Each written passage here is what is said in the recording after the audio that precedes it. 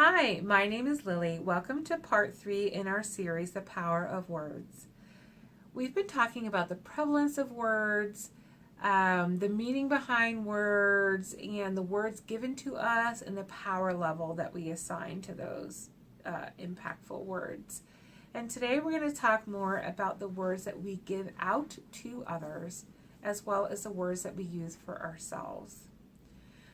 So often in this world today, we say hello, how are you, goodbye, see you later, and we answer with fine, thank you, oh that's good, that's great.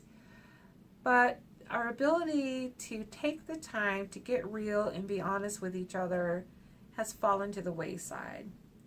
I do believe technologies has also created this vacuum where we would rather text or email or call versus having a face-to-face with somebody.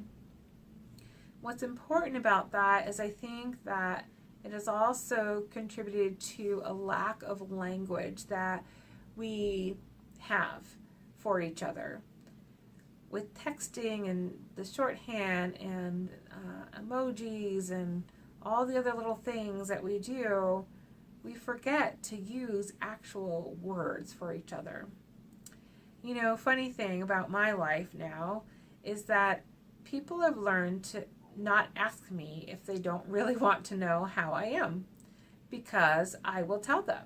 And if it's a 3-minute answer to their simple, how are you, then it's a 3-minute answer. But I practice that way because it's important to me to be authentic and honest. And I feel like if you've taken the time to ask me how I am, then I'm going to take the time to actually answer you. Because my thought is you actually want to know. So, I want us to think about the list you may have created if you're doing your homework about the words you've given out to others that have had impact. Now, for being honest and getting real with ourselves, some of those words of impact on your list may be negative. I want us to take a look at those because I believe we have the power to change those and repair those. And yes, it takes a lot of work, and it takes forgiveness, and it takes some other things that I may not have time to fully go through in these short videos, but I want us to break down an example, and I can give my own. I was really angry with my son because I felt like my feelings had been hurt, and so I said some nasty things to him. He then got upset and said some nasty things back. And later on in the evening, I realized I just felt horrible about it.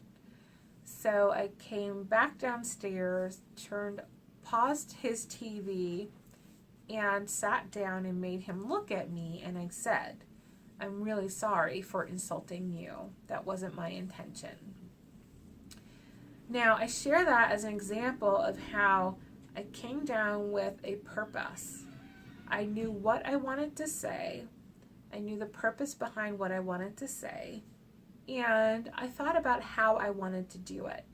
Before I even came down the stairs, I knew I would pause that TV, and I knew I would ask him to look me in the eye so that he would understand that I meant the apology. I believe that we can do that for things that happened even 2 and 3 years ago, 10 years ago, 20 years ago. We can repair things that we have said to others that have been hurtful and have caused harm, emotional damage, or trauma in some way.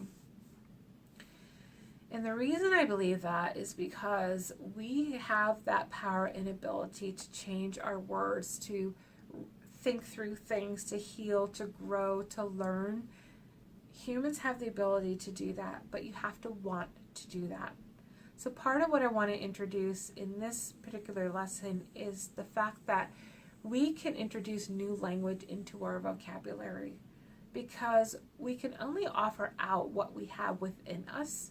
So if we don't have the vocabulary we need, like I'm sorry, if we don't have that language, it's very difficult to then use it for other people. So go through your list of things that you might have had word impact on somebody that's been negative, and let's rethink that. Let's think that through and think about whether there are particular words of impact that you would like to change and you would like to repair or restore. So today's lesson, today's gem, I really want to give this idea of increasing our vocabulary, getting rid of language that we don't need in our lives, and being purposeful in what we say, identifying what we want to say, the purpose behind it, and how we want to deliver that information.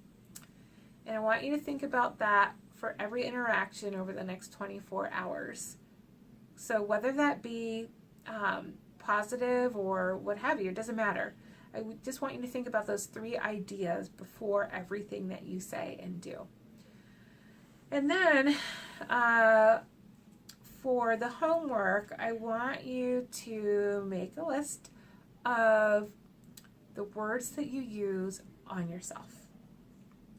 As I've been sharing, what you have within you is what you then give out, often what you're able to give out. And so I want you to think about what you truly have within yourself. What words do you say to yourself? How do you describe yourself? What words come straight to the top of your head when somebody says, "Who are you?" And I want you to make that list and hold on to that. And then food for thought for today is you have the power to change who you are at any point in your life. You are not defined by your mistakes. Thanks for joining me, and we'll hook back up for part 4.